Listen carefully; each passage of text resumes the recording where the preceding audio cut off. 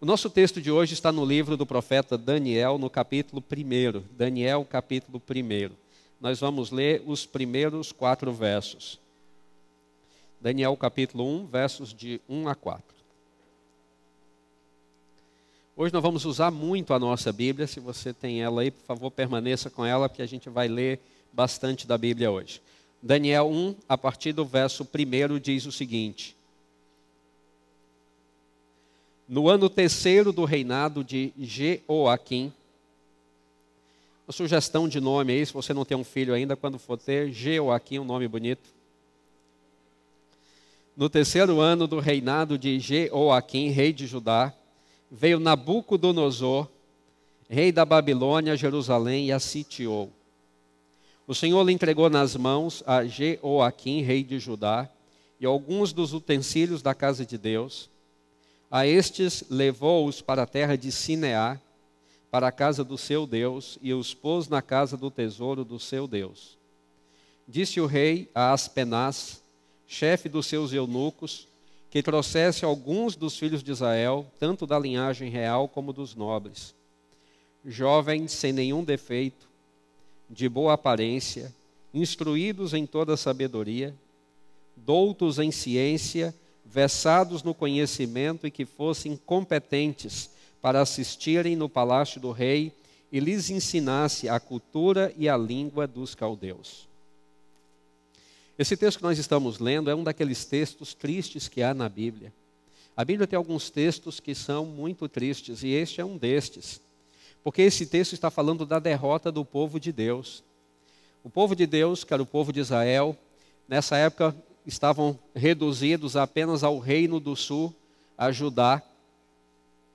E agora vem Nabucodonosor, que era rei dos caldeus, que eram os babilônios. Eles moravam onde hoje é o Iraque, lá no sul do Iraque, onde ficava a Babilônia. E para vir de Babilônia a Jerusalém, o caminho naquela época era um caminho muito longo. O deserto da Jordânia, naquela época era impossível atravessá-lo. Então tinha que contornar todo o deserto. Então, para vir do Iraque a Israel, eles deveriam subir até a Síria. E da Síria, então, descer para o sul para chegar em Jerusalém.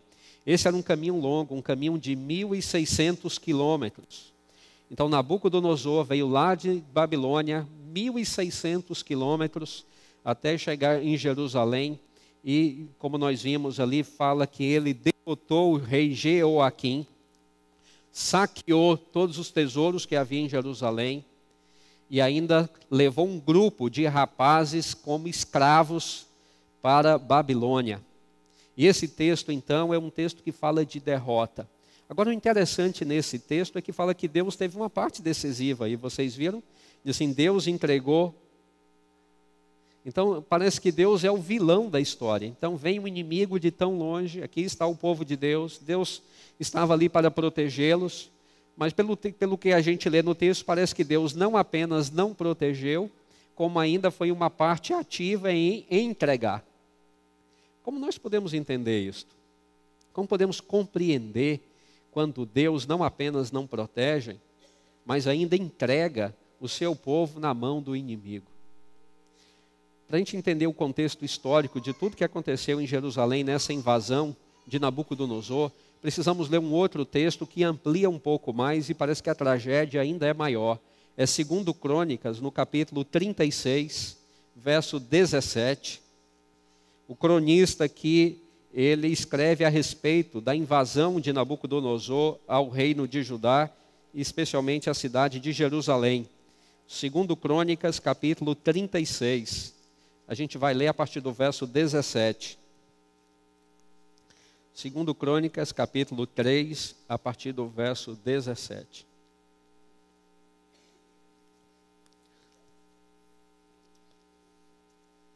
Diz bem assim aqui na versão da Bíblia que eu tenho. Por isso o Senhor fez subir, veja aí o papel ativo de Deus. Por isso o Senhor fez subir contra ele o rei dos caldeus, que era Nabucodonosor, o qual matou os seus jovens à espada na casa do seu santuário. E ele não teve piedade nem dos jovens, nem das donzelas, nem dos velhos, nem dos mais avançados em idade, a todos os deu nas suas mãos. Todos os utensílios da casa de Deus, grandes e pequenos, os tesouros da casa do Senhor e os tesouros do rei e o dos seus príncipes, tudo levou ele para a Babilônia. Queimaram a casa de Deus, derribaram os muros de Jerusalém, todos os seus palácios queimaram, destruindo também todos os preciosos objetos. Os que escaparam da espada, a esses levou ele para Jerusalém, onde se tornaram seus servos e de seus filhos, até o tempo do reino da Pérsia. Então aqui no cronista amplia o que aconteceu em Jerusalém. Então aqueles jovens que foram levados foram os que escaparam com vida. E os que escaparam com vida porque foram escolhidos, porque tinham aquelas qualidades lá que nós vimos, tinham boa aparência, não tinham nenhum defeito físico, tinham um conhecimento aparentemente básico ali de ciências, de cultura. A estes então ele levou para serem escravos em Babilônia. Olha o nível da soberbia de Nabucodonosor. Os escravos tinham que, além de serem perfeitos no aspecto físico, ainda tinham que ter um conhecimento mínimo ali de ciências e de cultura.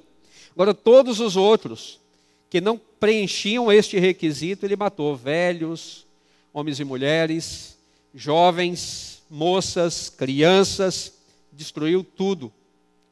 E o que sobrou, diz a Bíblia, das edificações, ele queimou tudo, queimou o palácio, queimou o templo de Deus, mandou derrubar os muros de Jerusalém, queimou todas as casas maiores da cidade, saqueou tudo, tirou tudo que havia no templo que Salomão havia colocado lá, levou tudo para a Babilônia. E Jerusalém se tornou então um lugar sem habitantes, uma cidade fantasma, um monturo no tempo ali, como um testemunho de uma população que já tinha existido, mas que foi destruída e exilada. Aqueles poucos que sobraram foram levados lá para o exílio. Se isso já é triste por si só, mas o texto dá a Deus aqui um papel decisivo. Fala, Deus fez vir. Então o texto dá a entender que Deus é quem trouxe o rei Nabucodonosor, o rei de Babilônia. E no verso seguinte fala, Deus entregou nas suas mãos. Se isso fosse um filme, nós poderíamos dizer que o personagem ruim desse filme seria Deus. Porque ele, além de não proteger, ele ainda trabalha ativamente contra os interesses do seu povo. Como podemos entender isso? Como podemos entender um papel tão negativo assim exercido por Deus na história do seu povo? Se nós ficássemos apenas nestes dois textos que lemos, sairíamos daqui com a impressão muito ruim a respeito de Deus. Mas isso tem um contexto e a gente vai entender o que significa estas palavras. Precisamos voltar um pouquinho na história para a gente entender. Precisamos voltar ao começo da nação de Israel, à formação da nação de Israel, para que a gente compreenda então esses dois textos de Daniel e aqui do livro de 2 Crônicas. Eu lhe convido a abrir sua Bíblia agora em Êxodo, que é o segundo livro da Bíblia, capítulo 13. Esse livro tem este nome de Êxodo porque narra o êxodo dos descendentes de Jacó que foram para o Egito. Eles foram para o Egito durante um período de tempo, lá foram escravizados, Deus os libertou e eles então vieram do Egito para a Palestina, e esse período, essa transição no caminho é que a Bíblia chama então de o Êxodo. E aqui no Êxodo, no capítulo 13, Israel está vindo agora, não mais como uma família. Quando eles foram 400 anos antes, quando eles foram para o Egito, eles eram 70 pessoas. 400 anos depois, eles estão voltando. E a Bíblia diz que só os homens adultos, a partir dos 12 anos, de 20 anos para cima, eram 600 mil. Mulheres de todas as idades e as crianças mais novas, meninos mais novos de 20 anos. Provavelmente a população seria de uns 2 milhões de pessoas, talvez. Então agora eles estão voltando para a Palestina.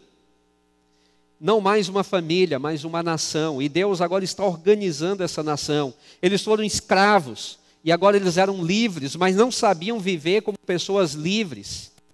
Eles estavam acostumados à vida de submissão, mas agora eram cidadãos livres. E Deus precisou exercer a liderança e deu a eles uma constituição de como deveriam viver na nova terra, de como deveriam governar a nova terra e de como deveriam relacionar-se principalmente com Deus. E Deus fez algumas promessas. Uma delas está aqui em Êxodo capítulo 13, versos 21 e 22. Fala do cuidado de Deus. A gente vai crescendo aqui, a gente vai ver o cuidado de Deus. No capítulo 13, a partir do verso 21, enquanto eles estavam caminhando no deserto, um deserto escaldante, e eles não ficaram pouco tempo no deserto, eles ficaram 40 anos no deserto. Diz assim: o Senhor ia adiante deles, durante o dia numa coluna de nuvem, para os guiar pelo caminho, durante a noite numa coluna de fogo para os alumiar, a fim de que caminhassem de dia e de noite. Nunca se apartou do povo a coluna de nuvem durante o dia, nem a coluna de fogo durante a noite. Veja a importância disso. Para você entender isso, você precisa lembrar do deserto. Lembrar como é o clima no deserto. Durante o dia, o clima é inclemente. A temperatura chega facilmente a 40, 45 graus. Então, eles tinham que caminhar durante o dia. Como poderiam caminhar, principalmente idosos e crianças, debaixo de um sol deste, com 40, 45 graus? Então Deus providenciava sempre uma coluna de nuvens que os protegia. Então eles estavam sempre na sombra, sempre andaram na sombra, nunca foram abrasados pelo sol, a pele nunca escureceu, nunca foram queimados pelo sol, porque eles caminharam durante todo esse tempo sempre na sombra. Deus sempre colocou uma coluna de nuvem para encobrir então ali a intensidade dos raios solares. Só que no deserto há uma inversão térmica extremamente grande. O deserto que tem 40, 45 graus Celsius durante o dia, normalmente à noite cai para 2, 3 graus, 4, 5 graus. Então à noite o problema do deserto é o frio. Então para aquecê-los, Deus fazia com que aparecesse uma coluna de fogo à noite. O fogo tinha dois propósitos. Um era iluminar o caminho, eles deveriam continuar caminhando também à noite. E também para aquecê-los. Então eles caminharam sempre à noite, nunca no escuro, sempre protegidos, sempre no claro e sempre aquecidos, porque Deus mandou então essa coluna de fogo e o fogo então iluminava e aquecia. Então o cuidado de Deus. E o texto diz que aquelas nuvens nunca apartaram dele. Durante os 40 anos estiveram protegidos por Deus. No capítulo 23, desse processo de formação da nação de Israel, no capítulo 23, Deus os prepara para os perigos que enfrentariam. Eles encontrariam na caminhada inimigos. E eles não eram soldados, não tinham um exército profissional, eram escravos recém-saídos da escravidão, não sabiam lidar com armas, e eles seriam uma presa muito fácil na mão de qualquer inimigo. Então, no capítulo 23, a partir do verso 20, Deus diz bem assim: eis que eu envio um anjo adiante de ti, para que te guarde pelo caminho e te leve ao lugar que tenho preparado. Guarda-te diante dele e ouve a sua voz, e não te rebeles contra ele, porque não perdoará a vossa transgressão, pois nele está o meu nome. Mas se diligentemente lhe ouvires a voz, e fizeres tudo o que eu disser, então serei inimigo dos teus inimigos, e adversário dos teus adversários. Porque o meu anjo irá diante de ti, e te levará aos amorreus, aos heteus, aos ferezeus, aos cananeus, aos aveus, aos jebuseus, e eu os destruirei. Então Deus está mostrando ao povo de Israel que eles teriam inimigos, sim, enfrentariam inimigos nessa caminhada, passariam por territórios hostis até chegar na terra prometida. E eles, como eu disse, não estavam preparados para enfrentar estes inimigos. Deus disse: não se preocupe, porque eu estarei com vocês. O meu anjo irá na frente de vocês, e a estes inimigos, Deus diz, serão meus inimigos, e eu os destruirei. Mas como vocês viram também, a promessa da proteção de Deus era condicional. Deus disse: se vocês ouvirem a voz deste meu anjo que está indo com vocês, se vocês ouvirem a voz dele e não forem rebeldes, não se rebelarem contra a liderança dele, então eu prometo a vocês que eu protegerei, eu guardarei e nenhum inimigo chegará perto de vocês. Mas nesta condição estava também implícita o que poderia ser diferente disso. Se eles não ouvissem a voz do anjo, se rebelassem, então Deus se afastaria deles. E eles estariam então sujeitos à destruição, porque os inimigos estariam então ali prontos para atacá-los em qualquer momento. 40 anos depois que Deus fez essa promessa, no livro de Números, no capítulo 14, não 40 anos depois, eu estou exagerando, 45 meses depois, 150 dias depois, em Números capítulo 14, 150 dias depois, eles chegam finalmente, o passo era lento, apesar do Egito a Israel não é muito longe, eles tiveram que atravessar o deserto do sul do Egito, do sul de Israel, norte do Egito, e chegaram na fronteira da terra prometida. E eles tinham que entrar na terra, e Deus disse que a terra seria deles, Deus daria a eles, Deus derrotaria os inimigos. Mas eles tiveram medo e não tiveram coragem de ir lá. E no capítulo 14, verso 12, a gente vê, verso 11, a gente vê então uma desilusão de Deus, uma tristeza de Deus, Deus está desabafando aqui.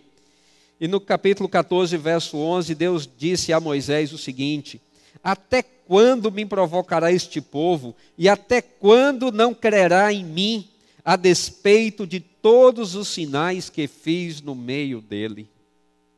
Um desabafo de Deus, né? Até quando? O que mais eu preciso fazer para convencer este povo de que eu estou com eles, de que eu estou liderando, de que eu posso prover todas as necessidades?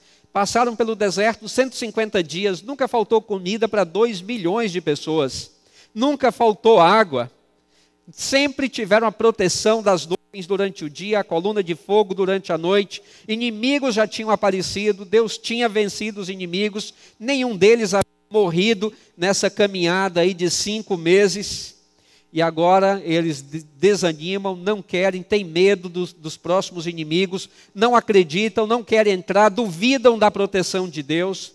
E Deus diz: o que mais eu posso fazer? O que mais? O que eu não fiz ainda? Que os levem a desconfiar de mim? O que mais posso fazer por este povo? Foi o desabafo de Deus. E por causa disto, eles precisaram voltar, recuaram, fizeram o caminho do sul de novo e permaneceram no deserto 40 anos, até que pudessem voltar a este ponto da fronteira novamente para entrar na terra, porque não tiveram coragem de acreditar em Deus. Mas mesmo durante esses 40 anos no deserto, Deus permaneceu com eles.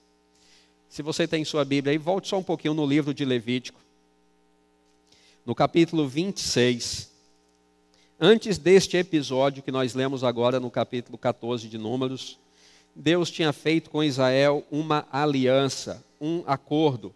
E Deus estipulou a parte dele neste acordo, a parte dele Deus, e a parte do povo. E Deus disse o que cada um caberia nesta aliança. E nesta aliança Deus diz o que ocorreria se eles tivessem coragem de acreditar nele. Se eles aceitassem a proteção de Deus, o que iria acontecer? Mas se eles recusassem a liderança de Deus e ficassem por conta própria, Deus também antecipou o que iria acontecer. Tanto se escolhessem a liderança de Deus, como se não escolhessem a liderança de Deus. Eu vou ler a partir do verso 3. Aqui Deus está dizendo o que ocorreria com Israel se aceitassem a liderança de Deus, se fossem obedientes, se ouvissem a voz de Deus, se confiassem. Deus diz aí o que aconteceria. Verso 3 do capítulo 26. Se andardes nos meus estatutos, guardardes os meus mandamentos e os cumprirdes, então, essa era a parte de Israel. Agora a partir do verso 4 é a parte de Deus. Então eu vos darei as vossas chuvas a seu tempo, e a terra dará a sua messe, e a árvore do campo o seu fruto. A debulha se estenderá até a vindima, e a vindima até a sementeira. Comereis o vosso pão a fartar, e habitareis seguros na vossa terra. Verso 6. Veja aí, Deus começa dizendo também que é responsabilidade dele. Estabelecerei paz na terra. Deitar-vos-eis, e não haverá quem vos espante. Deus falando novamente: farei cessar os animais nocivos da terra, e pela vossa terra não passará espada. Perseguireis os vossos inimigos, e cairão a espada diante de vós. 5 de vós perseguirão a 100, e 100 dentre vós perseguirão a 10.000. E os vossos inimigos cairão a espada diante de vós. Para vós outros olharei, e vos farei fecundos, e vos multiplicarei, e confirmarei a minha aliança convosco. Comerão o velho da colheita anterior, e para dar lugar ao novo tirarei fora o velho. Tirareis fora o velho. Porei o meu tabernáculo no meio de vós, e a minha alma não vos aborrecerá. Andarei entre vós, e serei o vosso Deus, e vós sereis o meu povo. Eu sou o Senhor vosso Deus, que vos tirei da terra do Egito, para que não fosseis seus escravos. Quebrei os timões do vosso jugo, e vos fiz andar eretos. Bonito isso, né? Deus está dizendo para Israel: este será o futuro de vocês. A única condição é a condição do verso 3. Vocês devem andar nos meus caminhos, guardar os meus estatutos e mandamentos. E o resto, Deus diz, é comigo. Eu tomarei conta de vocês. Nesse nosso acordo, vocês têm apenas que me ouvir, aceitar minha liderança, serem obedientes, e pode deixar o resto que eu tomarei conta de vocês. Vocês serão uma nação próspera, vocês serão um povo feliz, um povo que habitará em segurança, porque ninguém levantará a espada contra vocês, nem o inimigo chegará perto. E Deus foi além quando disse que 5 de vocês colocarão 100 para correr. Mas a partir do verso seguinte, que é o verso 14, Deus agora diz o que ocorreria se eles não obedecessem. Você pode perceber que o verso 3 e o verso 14 são semelhantes. A única diferença é o não que aparece ali. Mas se não me ouvirdes e não cumprirdes todos estes mandamentos, verso 15, se rejeitardes os meus estatutos e a vossa alma se aborrecer dos meus juízos, a ponto de não cumprir todos os meus mandamentos e violardes a minha aliança, então eu vos farei isto. E aí Deus começa a dizer tudo o que aconteceria com Israel. Interessante é que vocês sabem, a Bíblia, o Testamento foi escrito em hebraico. E na tradução, então, do hebraico, a nossa tradução da Bíblia é de 1600 e alguma coisa. Quando o padre que tinha se convertido, então, ao calvinismo, João Ferreira de Almeida, ele fez a tradução. Então, a nossa tradução mantém-se a mesma tradução de João Ferreira de Almeida, uma tradução do século XVII. Então, ele usa essas expressões ao traduzir, que não é uma melhor tradução, dá a ideia de que Deus é quem faz.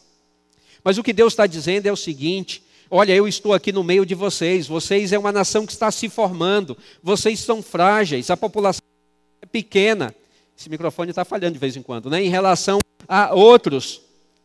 Mas uma coisa vocês podem ter certeza, eu estarei no meio de vocês. Se vocês me ouvirem, vocês farão coisas extraordinárias. Mas Deus também diz: eu não imporei a minha presença. Vocês têm que aceitar voluntariamente a minha presença. Vocês são livres, vocês não são meus escravos. Vocês não estão na mesma condição do Egito. Vocês são livres para dizer sim e para dizer não. Vocês são livres para ir nesta direção ou para ir nesta direção. Vocês são livres para querer a minha presença ou para não querer a minha presença. Agora Deus diz: eu vou dizer a vocês o que acontece se vocês escolherem a minha presença e se eu estiver no meio de vocês. Agora eu vou dizer também se vocês não quiserem a minha presença. Deus diz: eu então me afasto. E vocês ficam sem a minha proteção. Agora vocês vão lutar na arena humano contra humano, sem a proteção divina. E Deus diz: então eu vou dizer para vocês: vocês estão vivendo numa terra inóspita, a chuva está vindo, a terra de vocês é fértil, porque eu estou aqui, é uma bênção minha. Se deixar por conta do clima apenas, essa terra é uma terra de clima inóspito, não haverá colheitas com fartura. Essa é uma terra cercada por inimigos, os inimigos virão. Eu então vou me recolher e vocês ficarão por conta própria. Quando Daniel e Crônicas dizem que Deus trouxe, que Deus entregou, eles estão refletindo esse pensamento. Na verdade, Deus está se afastando. Vocês não querem me ouvir, vocês são livres. Vocês não querem minha proteção, vocês são livres. Então eu respeito a decisão de vocês e eu me afasto. E quando eu me afastar, vocês vão descobrir que vocês são exatamente como os outros. Não há nenhuma diferença entre vocês e qualquer outra nação. Vocês estarão sujeitos às mesmas consequências dos outros. E vocês perceberão, talvez quando for tarde demais, como vocês são frágeis e fracos. E apesar de todas essas advertências de Deus, nada mudou. Vê no livro de Juízes, quando a nação então é formada, a terra é conquistada, em Juízes no capítulo 3, a gente vê bem isso retratado em Israel, em Juízes capítulo 3.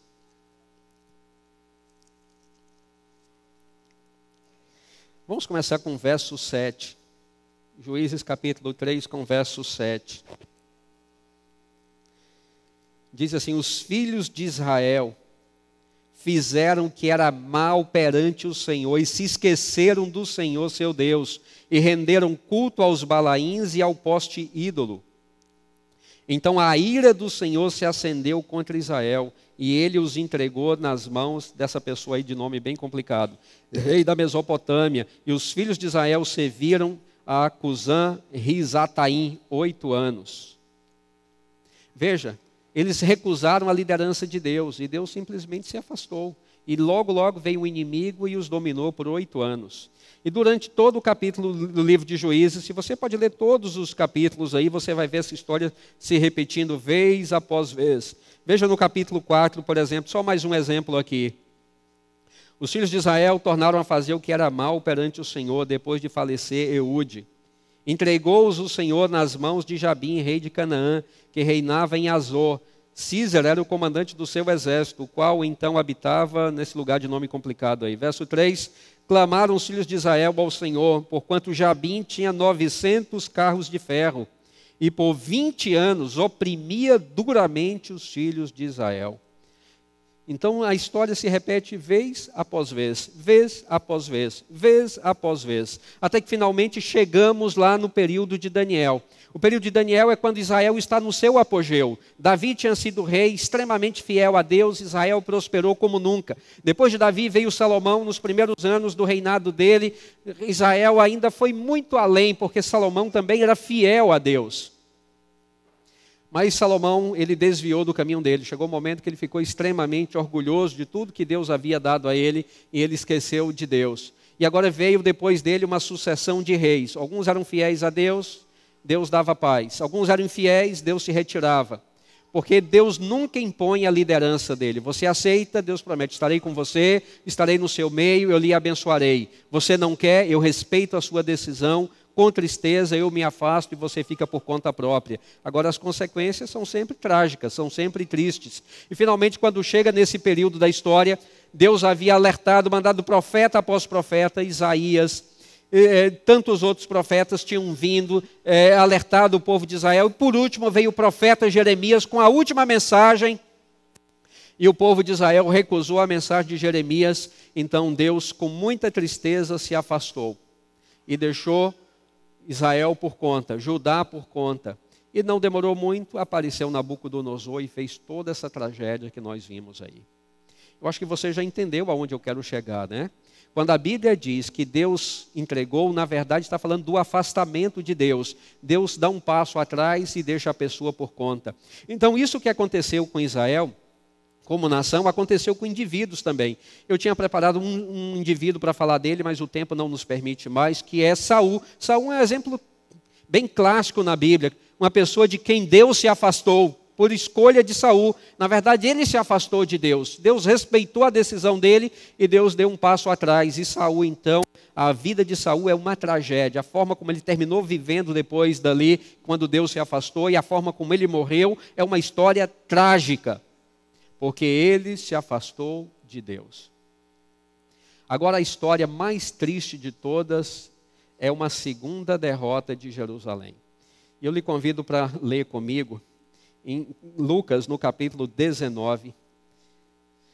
Lucas capítulo 19 conta ali Jesus chegando a Jerusalém para a sua última visita a Jerusalém. Naquela semana Jesus morreria, seria crucificado. Era a última visita de Jesus a Jerusalém. Ele está vindo de Jericó, Jericó está lá embaixo, perto do Mar Morto, Jerusalém está lá em cima, nas montanhas. E Jesus faz esse caminho de 27 quilômetros de Jericó a Jerusalém. Ele vem subindo as montanhas, vem subindo, até que ele chega no alto do Monte das Oliveiras, e a cidade de Jerusalém está um pouquinho mais abaixo do Monte das Oliveiras, mas a estrada trazia para o Monte das Oliveiras e dali descia para Jerusalém. E lá no alto do Monte das Oliveiras, Jesus é colocado num burrinho, como os reis de Israel assumiam o trono, eles eram levados para o Monte das Oliveiras, montavam num burrico, e o rei, então o futuro rei, vinha para ser coroado em Jerusalém, e Jesus faz esse caminho dessa forma. Mas no verso 41 de Lucas 19, diz que quando ia chegando, vendo a cidade, Jesus chorou. É interessante que quando fala de Jesus chorou, a Bíblia só relata 2 vezes que Jesus chorou. Uma é esta daqui, e a outra está em João, no capítulo 11, verso 30, que é no funeral de Lázaro. Não no funeral, né? No pós-funeral de Lázaro. Só que na nossa língua a expressão é a mesma, Jesus chorou. Só que em grego usam 2 palavras diferentes para falar do choro de Jesus. O choro, a palavra grega que fala que Jesus chorou em João 11:30, é aquele choro contido. Aquele choro que a gente desce as lágrimas, a gente demonstra que está triste, mas a gente segura as emoções ali. Agora a palavra grega que é usada aqui, Jesus chorou em Lucas, no capítulo 11, que nós acabamos de ler, capítulo 19, verso 41, é uma outra palavra, é um choro, aquele choro estridente, aquele choro que você chora e todo mundo percebe que você está chorando, aquele choro sofrido, que normalmente a gente vê em funerais, quando algumas pessoas deitam ali em cima do caixão e choram amargamente. É esse choro que Jesus está chorando aqui, porque o sofrimento dele era muito grande. E veja aí o verso 41. Quando ia chegando, vendo a cidade, chorou. E quando Jesus conseguiu conter o choro e poder dizer alguma coisa, ele disse, verso 42, se conheceras por ti mesmo, ainda hoje o que é devido à paz, mas isto agora está oculto aos teus olhos. Pois sobre ti virão dias em que os teus inimigos te cercarão, de trincheiras por todos os lados, e te apertarão o cerco, e te arrastarão, e os teus filhos dentro de ti, não te deixarão em ti pedra sobre pedra, porque não reconheceste a oportunidade da tua visitação. Antes de fazer qualquer comentário desse texto, eu lhe convido a ler mais um texto, Mateus 27, verso 25. Volta aí um pouquinho. Jesus está dizendo isso no domingo. Veja o que acontece na sexta-feira. Menos de uma semana, de domingo até sexta, Jesus estava dizendo como aquele povo rejeitaria e pediria a Deus para sair de lado. Eu vou ler do verso 23 para que você tenha o contexto. Verso 22, replicou-lhe Pilatos, que farei então a Jesus chamado Cristo? E o povo respondeu, seja crucificado, responderam todos. Verso 23, que mal fez ele? Perguntou Pilatos. Porém, cada vez clamavam mais, seja crucificado. Vendo Pilatos que nada conseguia, antes pelo contrário, aumentava o tumulto. Mandando vir água, lavou as mãos perante o povo, dizendo, estou inocente do sangue deste justo, fique o caso convosco. E agora então vem a frase, talvez a mais triste de toda a história do povo de Deus, quando o povo grita assim, o povo respondeu, caia sobre nós o seu sangue e sobre os nossos filhos. Em outras palavras, nós assumimos a responsabilidade. Caia sobre nós a culpa da morte dele, sobre nós esta geração e sobre as próximas gerações, nossos filhos. Isso foi no ano 31. No ano 70, Jerusalém foi cercada pelos romanos e foi totalmente destruída. Jerusalém, Israel, o povo de Israel foi tirado de Israel no ano 70 e só foi levado de volta para lá em 1948. Do ano 70 a 1948, eles permaneceram no exílio. E durante esse tempo no exílio, ninguém sofreu mais na história do que o povo judeu. E a culminância foi a Segunda Guerra Mundial, com o holocausto de aproximadamente 6 milhões de judeus. Sabe por quê? Porque eles disseram para Deus: se afasta. Não queremos a sua liderança. Muito obrigado, o senhor pode ir embora, vamos cuidar de nossa vida por nossa conta. E Deus, chorando ali, como vimos, com muita tristeza, como ele não impõe a liderança dele, nem a presença dele, ele se afastou. E Israel descobriu que sem Deus, nós não somos nada e não somos diferentes de ninguém. Meus queridos, o grande ponto dessa manhã é: Deus está lhe propondo a bênção e a maldição. Voluntariamente você deve escolher. A bênção é a presença dele em sua vida. A maldição é a ausência dele em sua vida. Mas você é o senhor de sua escolha. Ele não faz a escolha por você, ele não impõe a escolha dele a você. Você é que tem que voluntariamente escolher. Se você escolher a bênção de Deus, a presença de Deus, ele diz: eu vou cuidar de você, do seu presente, do seu futuro, de sua família.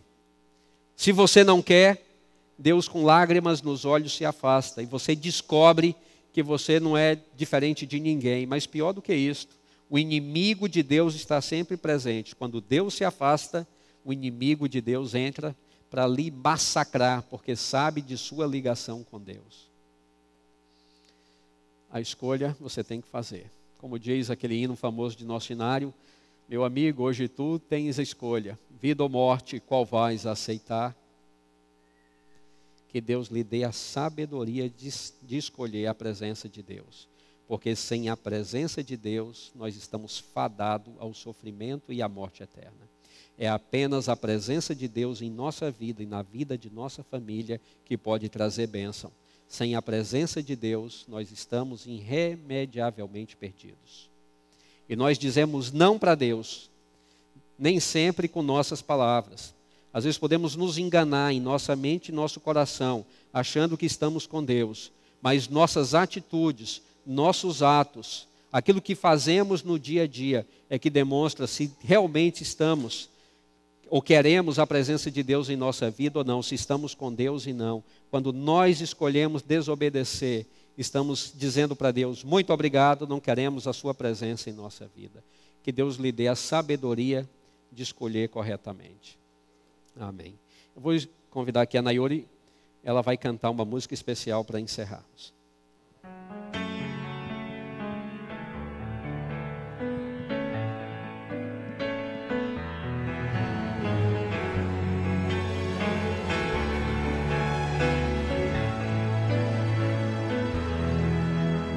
Preciso molhar os pés para que o milagre aconteça e tocar as suas vestes para sentir o seu poder. É preciso erguer bem alto o machado para que o sacrifício apareça, esperar por muitos anos até que a chuva desça. Para atravessar o mar, coloque o pé na água. Para chegar ao outro lado, você precisa acreditar. Deus quer abrir o mar para você, mas antes você precisa crer.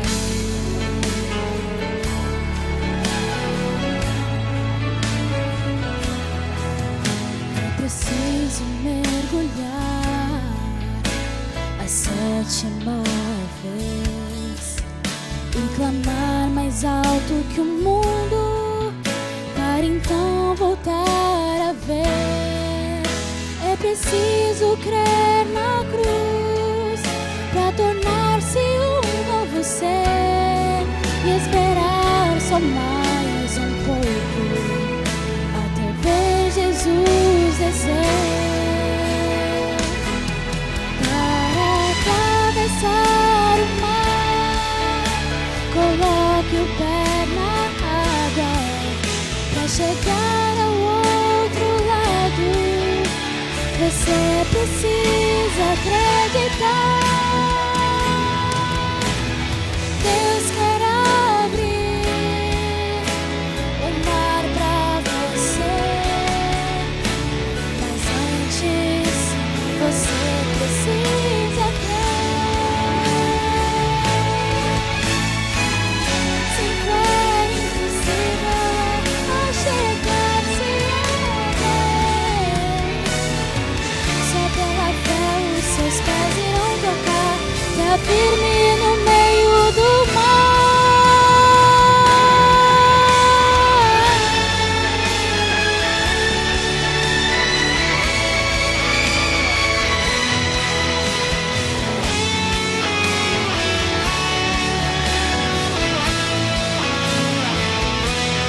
Para atravessar o mar, coloque o pé na água.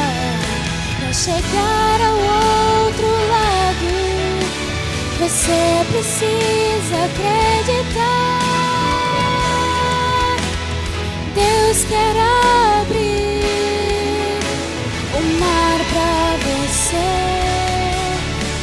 mas antes você precisa crer.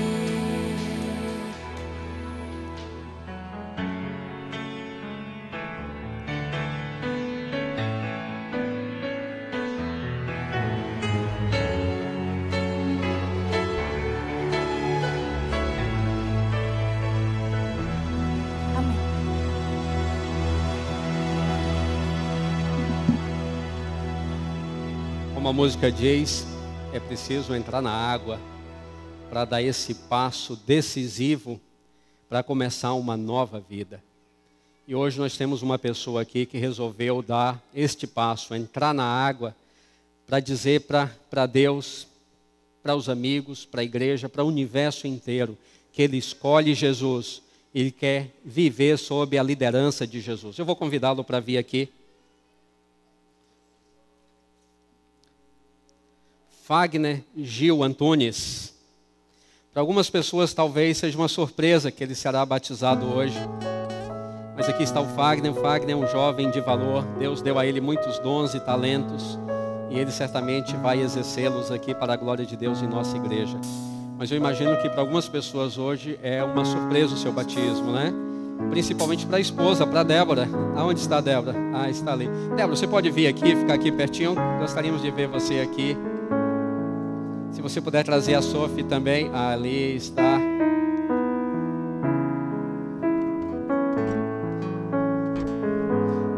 Ela está chorando, mas diferente de Jesus, ela está chorando de alegria, né?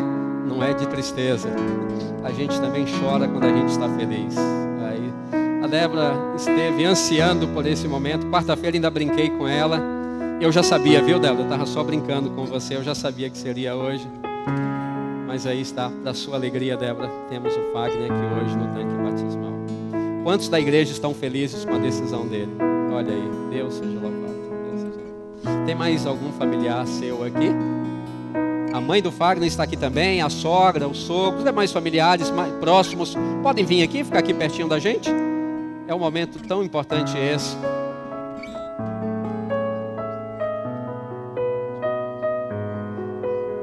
O Fagner está me falando aqui também que tem uns amigos que vieram para a dedicação da Sophie, como o Luiz. Se você quiser vir também, Luiz, aqui ficar pertinho. E o Lohan também, está falando do Lohan, que é amigo muito próximo dele. Se vocês quiserem vir, por favor, fiquem aqui pertinho. Todos estes colaboraram para que essa decisão fosse tomada, né? A família, começando pela esposa, os pais, a sogra, o sogro, os amigos próximos. Vocês todos colaboraram para que esse momento fosse possível. Deus seja louvado por isso. Deus seja louvado. Querido Fagner, de acordo com o que está escrito na palavra de Deus, o seu nome hoje será escrito na relação dos salvos. A gente não pode ver, mas no céu, Jesus está ali com a caneta na mão para colocar o seu nome no livro dos céus, porque a gente só nasce do ponto de vista de Deus quando nasce aqui. Aqui é que nós nascemos de fato como cidadãos do reino de Deus. se Jesus, com muita alegria, está vendo que você escolheu a liderança dele para a sua vida. E a partir de hoje, todas aquelas promessas que nós lemos em Levítico capítulo 26 são aplicáveis a você também.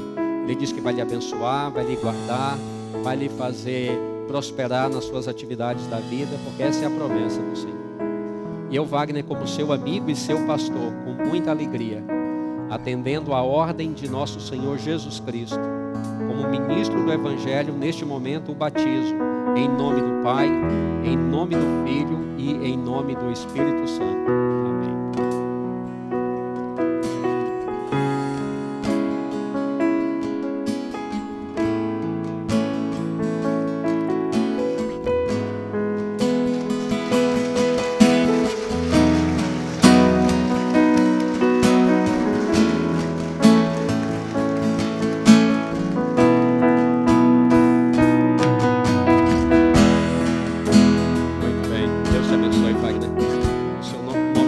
Para sempre no livro da vida, que ninguém jamais o tire dali. Muito obrigado.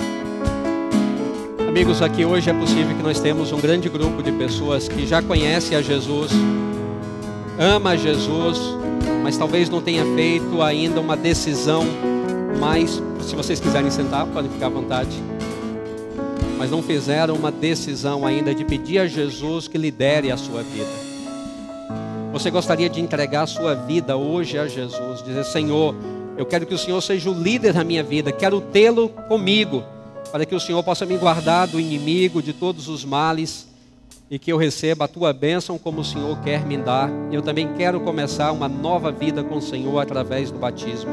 Se você que não foi batizado ainda, gostaria de um dia ser batizado também, para confirmar a liderança de Jesus em sua vida, você pode levantar uma das mãos.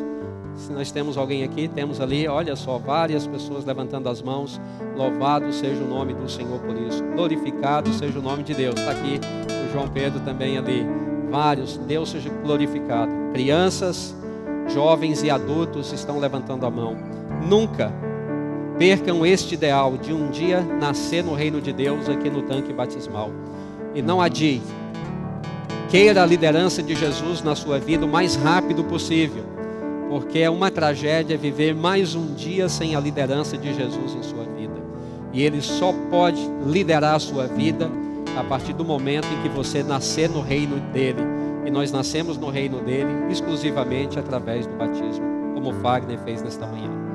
Gostaria de convidar todos para ficar de pé, para encerrarmos então com uma oração, pedindo a Deus que nos guarde durante essa semana e nos livre de todo mal. Querido Deus, Pai amado, Pai bendito,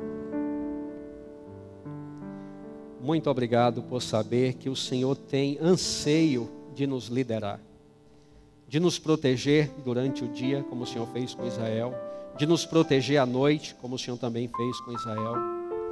O Senhor tem um anseio muito grande de nos incluir na tua família. O Senhor até usa um símbolo da galinha que se deita sobre os pintinhos para protegê-los. Assim o Senhor diz que fará conosco como a galinha que protege os seus pintinhos. E quando temos a proteção do Senhor, o que pode nos acontecer? Se o Senhor é por nós, quem será contra nós? Por isso, Senhor, é uma tragédia quando voluntariamente recusamos a liderança do Senhor. Quando um dia já estivemos sob a tua liderança, mas pela nossa vida, pelo que fizemos, voltamos para os caminhos dos quais o Senhor já tinha nos libertado e perdemos a tua proteção por uma escolha pessoal de nossa parte. Que tragédia! Eu imagino que o Senhor ainda chora hoje, como chorou diante de Jerusalém naquele domingo, quando se aproximava da cidade. Nós suplicamos, Pai querido, nesta manhã, que o Senhor jamais necessite chorar por nenhum de nós. Se um dia o Senhor precisar derramar uma lágrima a respeito de um de nós, seja uma lágrima de alegria, nunca de tristeza. Que a nossa vida seja ela inteiramente submissa ao Senhor.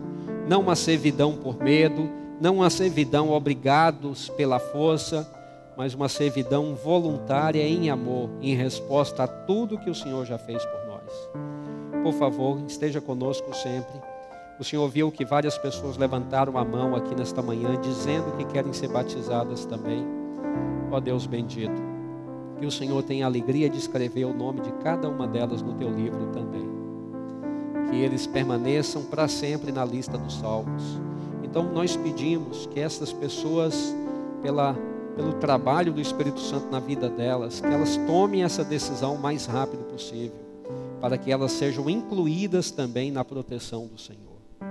É o que rogamos, bem como rogamos a tua proteção para a nossa vida durante esta semana, para nós e os nossos filhos, no nome de nosso Senhor Jesus Cristo. Amém. Eu vou pedir ao pastor Renan, ele vai estar ali à porta para despedir de vocês. Vou pedir também ao irmão Edson. Irmão Edson, o senhor já está aí perto, o senhor pode ficar ali na porta despedindo dos irmãos, por favor? Muito obrigado. Feliz sábado a todos.